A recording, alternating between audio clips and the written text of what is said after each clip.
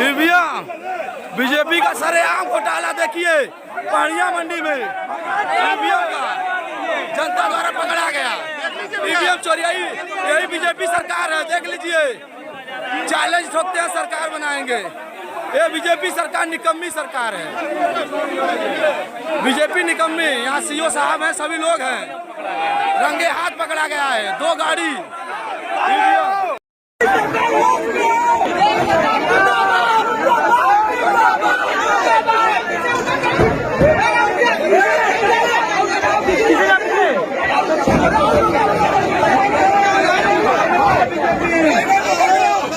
नमस्कार दोस्तों, अभी ये जो वीडियो आपने देखा ये बनारस जिले का बताया जा रहा है। इस वीडियो में समाजवादी पार्टी कुछ कार्यकर्ता एक ट्रक पर चढ़कर उसमें ईवीएम होने का दावा भी किया। बहरहाल उस ट्रक से ईवीएम भी निकली। इस पर सफाई देते हुए जिला प्रशासन ने यह बताया कि ये ईवीएम ट्रेनिंग पर्पस से ले जाई जा रही थी।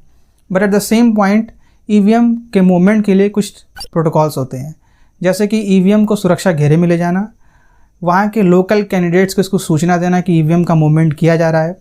बहरहाल इन सभी प्रोटोकॉल्स का उल्लंघन हुआ, जिससे कि अपोजिशन की पार्टियां ये बीजेपी पर ब्लेम करती हैं कि ये ईवीएम इलेक्शन में होने वाले फ्रॉड के लिए ले जाई जा रही थी। दोस्तों, अब बात करते हैं कि हम ईवीएम का यूज़ क्यों करते हैं। हमारा देश एक लोकतांत्रिक देश है। लोकतांत्रिक मतलब जनता का शासन। जनता का शासन कैसे? हम हर 5 साल में अपने वोट दे करके अपना नेता चुनते हैं अगले 5 सालों के लिए, जो कि चुन के आने के बाद हमारे देश में विकास की योजनाएँ बनाता है।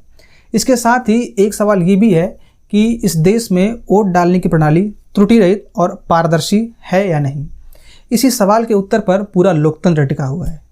तो आइए अब हम देखते हैं कि हम वोट कैसे डालते हैं। ईवीएम यानी इलेक्ट्रॉनिक वोटिंग मशीन के द्वारा। ईवीएम ही क्यों? 1989 से पहले पूरे देश भर में वोटिंग के लिए पेपर बैलेट का प्रयोग होता था।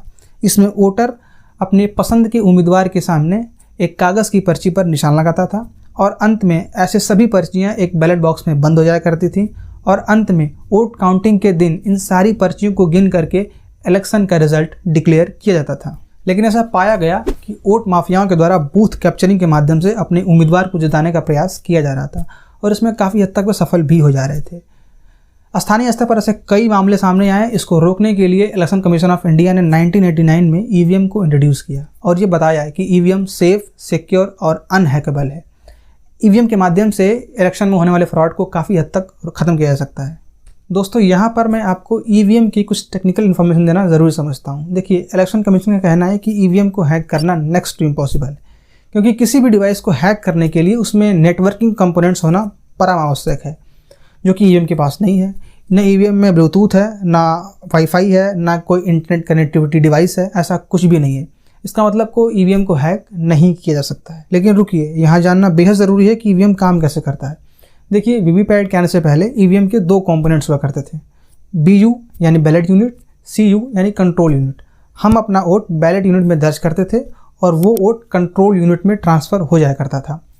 उस समय का ये बेसिक कॉन्सेप्ट ये था कि हम जो अपना वोट बैलेट यूनिट में डालते हैं, इसकी क्या क्लैरिफिकेशन है, इसका क्या वेरिफिकेशन है कि वही वोट कंट्रोल यूनिट में दर्ज हुआ है, क्योंकि at the last control unit की वोट को गिना जाना है।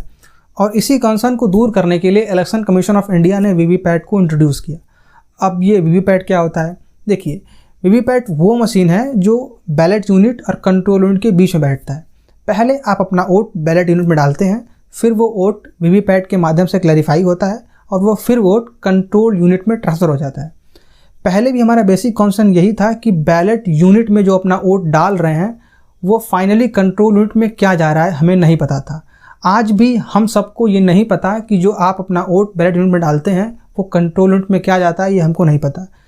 आप अपना जो वोट बैलेट यूनिट में डालते हैं वो वीवीपैट में जाता है, फिर वीवीपैट आपके बिहाफ पर उस वोट को कंट्रोल यूनिट में ट्रांसफ़र किया जाता है। दोस्तों, वीवीपैट आने के पहले इलेक्शन कमीशन ऑफ इंडिया का ये कहना था कि हम ईवीएम में कोई भी एक्सटर्नल डिवाइस कनेक्ट नहीं करते हैं, लेकिन वीवीपैट के आने के बाद ये भी ख़त्म हो गया, क्योंकि जैसे ही कैंडिडेट्स के नाम और सिंबल फाइनल होते हैं, हम हर एक ईवीएम में ऑफिशियली लीगली एक external device symbol loading unit को कनेक्ट करते हैं और उसके माध्यम से हम वहाँ के कैंडिडेट्स के सिंबल और नाम वहाँ उसमें लोड करते हैं। दोस्तों, यहाँ पर इस मशीन को सब कुछ पता चल जाता है। जो पहले एक बेसिक कॉन्सेप्ट ये था कि हम कौन सा वोट कंट्रोल यूनिट में डाल रहे हैं, ये हम लोगों को नहीं पता था। हम लोग अपना वोट बैलेट यूनिट में डालते थे, वो vote ballot unit control unit में ट्रांसफ़र कर देता था।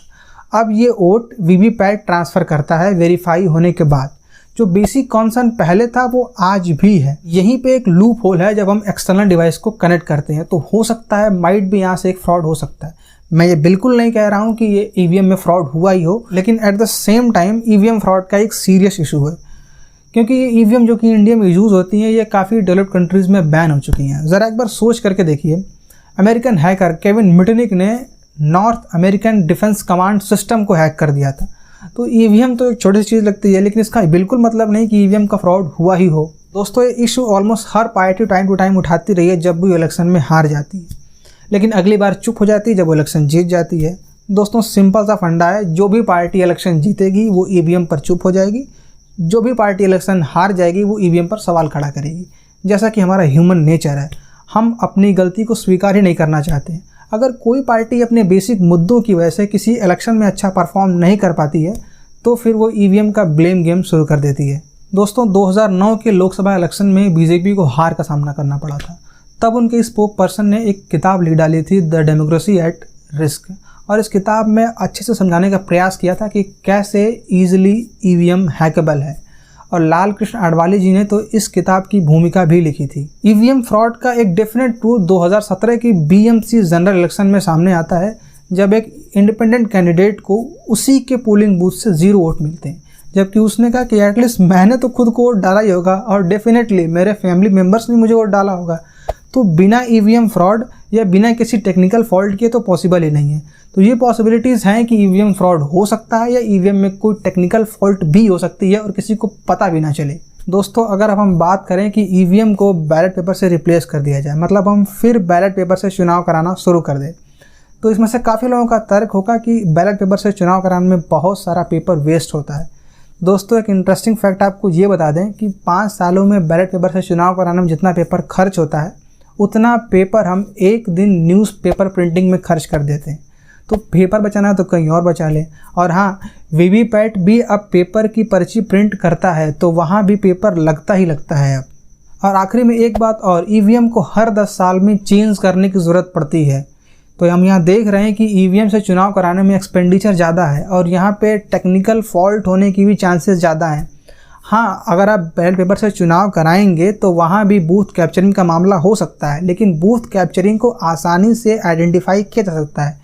लेकिन अगर इस ईवीएम से चुनाव कराते रहें, अगर इसमें टेक्निकल फॉल्ट होते रहें, इस तरह के अगर फ्रॉड या ब्लेम या एलिगेशंस लगते रहें, तो इसका कोई क्लैरिफिकेशन हमको देना पॉसिबल नहीं हो पाएगा। दोस्तों, इस वीडियो के माध्यम से मैंने आपको बैलेट पेपर और ईवीएम के कुछ नेगेटिव और पॉजिटिव इम्पैक्ट्स आपको बताने का प्रयास किया। आपकी राय क्या है कमेंट सेक्शन में ज़रूर बताएं।